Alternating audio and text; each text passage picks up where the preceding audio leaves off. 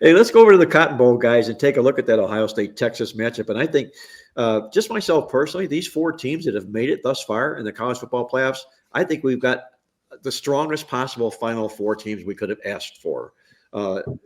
Penn State, a little bit of an iffy thing, but you can't refute what Penn State's done this year. You can't refute what any of these football teams have done. Ohio State, Texas could well be a championship type matchup, if you will. Andy, what do you think happens between the Buckeyes and the Longhorns tomorrow? Well, I sort of alluded to it before, where can Ohio State have a third straight dominating performance like we've seen so far? And can Texas play as sloppily on defense as they have in their first two games? I'm inclined to think that we'll get a better defensive effort out of Texas. They've been so good all year. They actually played decent defense in both games against Georgia earlier this year when they lost in the championship game and then in the regular season game. The concern for Ohio State is we know they've got a great defense. Will the quarterback be able to get the same kind of play? Because you could make a case that maybe when at their best, or certainly playing their typical game, Texas may be the best defense that they will have seen this year. So when I look at the game, I look at the fact that I do like.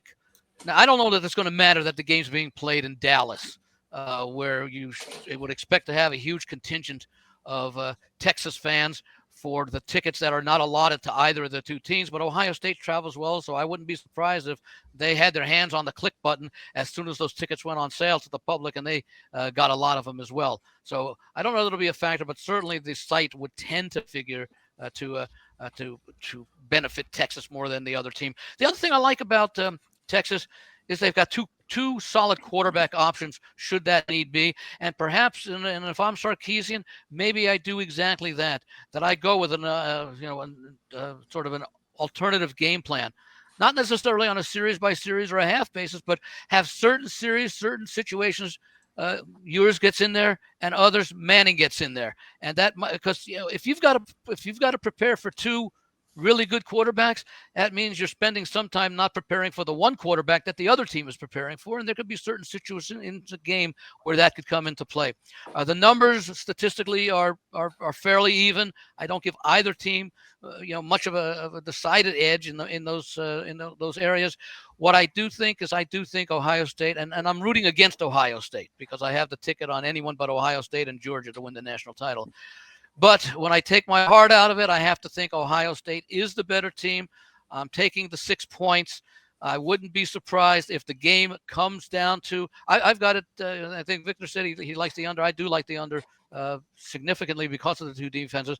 I wouldn't be surprised if the game is something like 23-20. I think the points come into play because both of these teams are so evenly matched in terms of talent and an accomplishment.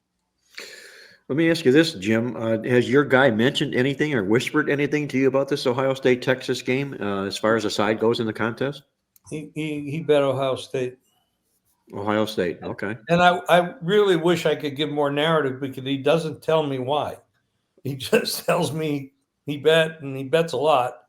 So you actually know him, Mark, but I can't mention his name. Okay. Someday you'll share it with me. I definitely will. Now, I have to ask this. My wife is from Cleveland. Yes, you so both, am I. Victor and Mark, are both from Cleveland. Are we allowed to like the other side? Yeah, from a wallet standpoint, yes. Yes. But if we just not the Michigan game now. Money, then oh boy, we're going to be in trouble.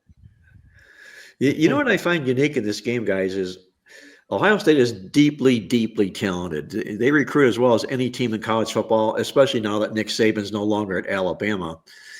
But if there's any team in this playoff that recruits as well as Ohio State, it's Texas. And I almost fell off my chair when I came across this, and I shared it in our playoff guide, that over 90% of the players that are on the Texas roster are 4- and 5-star recruits. Over 90%. That's like unjust in a sense. Now, sometimes they don't play to the level of being a 4- or 5-star recruit, but the talent's at least there, and they go 2-3 deep. And like Andy mentions, even Manning being a quarterback, not even starting, and he's a 5-star recruit himself in that sense. Greg, what do you think happens in this? Excuse me. One last thing to just keep for whatever emphasis you want to place on it. Texas was in the Final Four, well, the 4-team playoff last year, so they do have experience with a lot of that same roster. They lost, what was it, to Washington, I believe. They've also got a quarterback in yours that was recruited by Ryan Day before he transferred out. So I don't know how much that plays into it, if it's a soap opera issue or not. But Ryan Day really, really reveres Ewers. He thinks he's a first-class gentleman and wishes him nothing but the best of success. But Ryan Day, if he brought him except this week. Yeah, except this week. Exactly. Greg, what do you think happens here, Ohio State, Texas, in this bowl game? I think from everything we've seen with Ohio State this year, I think we see much of the same. The Michigan game clearly woke them up. We had no idea what to expect in that game. Nobody did. And immediately, from the very first possession, when they marched down the field and scored a touchdown, they have not looked back. I think the only way Ohio State loses this game is if Ohio State loses this game. If something happens like what happened in the Michigan game, if now all of a sudden the tide has turned and everybody's talking about how great they are again and they're buying into it again, I don't think that's going to happen because it fresh in their minds is what happened in the Michigan game. It's not the Ohio State fans won't let them forget it. So they know what's at stake. It's win the national championship or you guys suck. That's basically how the fans think in Ohio State after losing to Michigan again.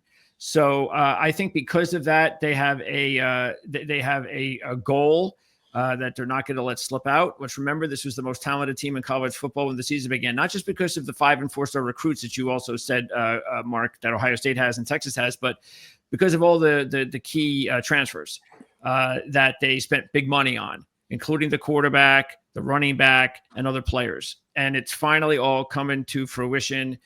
They are the best team in college football right now. They are going to win this game easy.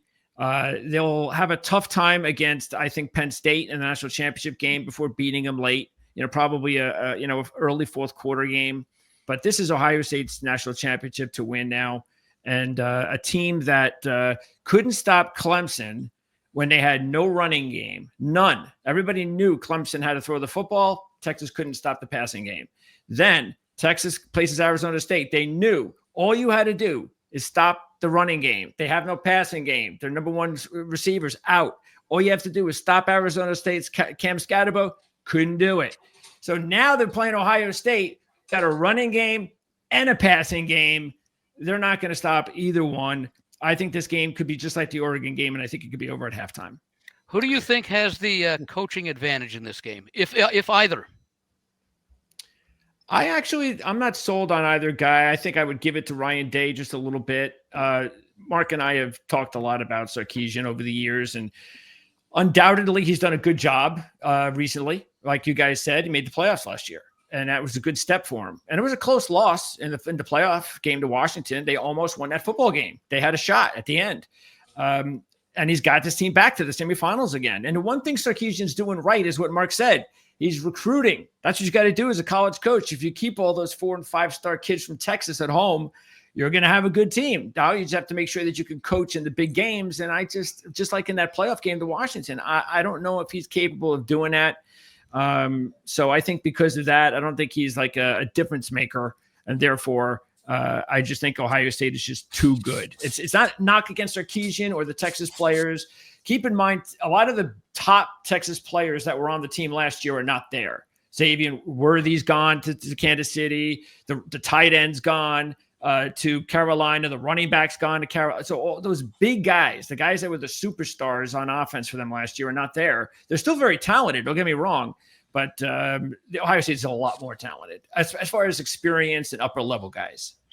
Victor, let me ask you before we go over to the NFL playoff side of things here. As Jim mentioned, we're both from Cleveland. We have deep roots with the Ohio State Buckeyes in this contest here. And I would imagine we're going to probably be hoping Ohio State wins the football game. It doesn't matter which side we're betting. We're still hoping they're going to win the football game. What's your take on who wins this game?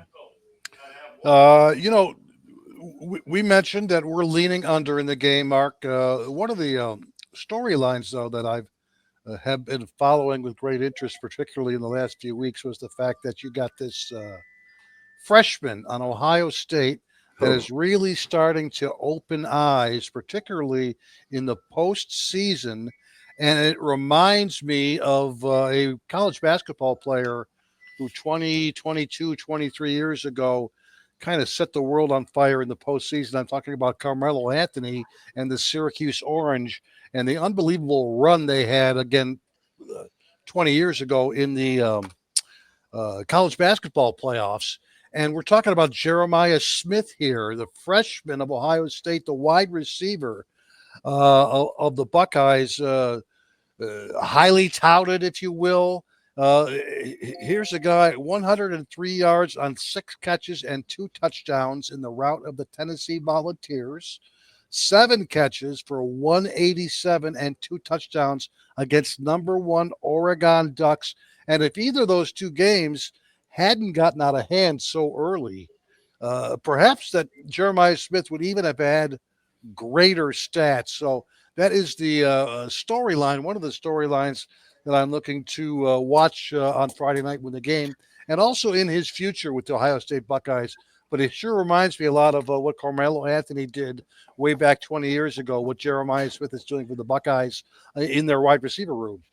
I thought you were going to refer to LeBron James. You know, they're both generational talents. Yeah. And to carry that story forward, when Smith played down here in South Florida, they had a following just like LeBron James had a following in high school. There were people that would go to his high school games and just in droves just to see him play. The same thing with this Smith kid. Right. Geno Smith's cousin. So, you know, they're deeply talented, and, you know, to Ohio State's credit, it's what they do. They bring all this talent in. And let me say this before we go over to the NFL playoffs here. Just a little sidebar note in passing. I was getting my hair cut the other day, and the kid who gets up out of the chair before me, my barber says to me, he said, wow, he really struck it big. I says, what's that? And he says, he was my neighbor here about 15 years ago, and he just played at Illinois as an offensive tackle, and his agent just got him a contract at Texas Tech. He just transferred out for $500,000. 500. The realization hit me right between the eyeballs. I hope you left a nice tip. Well, have you heard that the news is that Quinn Ewers is going to transfer and let Peyton Manning's son Arch start next year, and instead of entering the NFL draft, he's about to sign a $10 million deal. Now, it hasn't been. Nobody knows where he's going. Some people think it could be North Carolina, right? With Belichick. Yeah, but makes sense. $10 million to play one more season of college football. No. Yeah. Really? What did Gabriel earn at Oregon? He was like a close to a $5 million quarterback, wasn't he?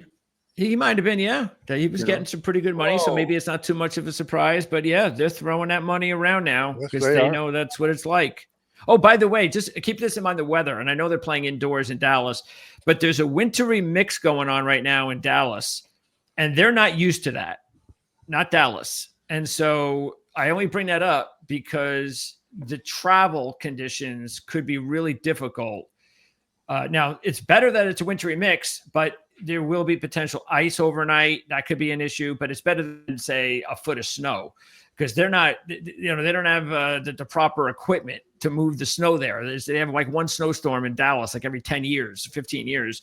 So just keep that in mind. That could be something where if you don't see like a full crowd in the audience tomorrow night, then you'll know why. Because they got froze out is what you're saying, basically. Yeah, it's possible. Yes. Right.